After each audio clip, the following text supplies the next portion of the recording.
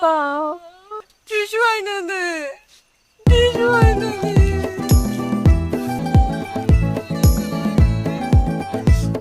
আজান আমার যদি ব্রেকআপ করছে। কেন ব্রেকআপ করতে শুনবি? দিয়ে বাইরে কাগজ ফাড়ালাম।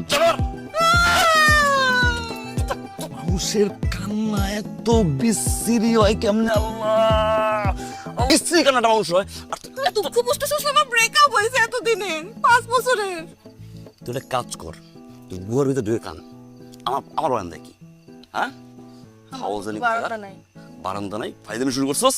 খবরদার, এই বিশ্রী কান্না যদি আমার কানে আসছে একবার, আমি একদম আত্মহত্যা করবো বলে দিলাম। জানি আমার কান্না তুই মর।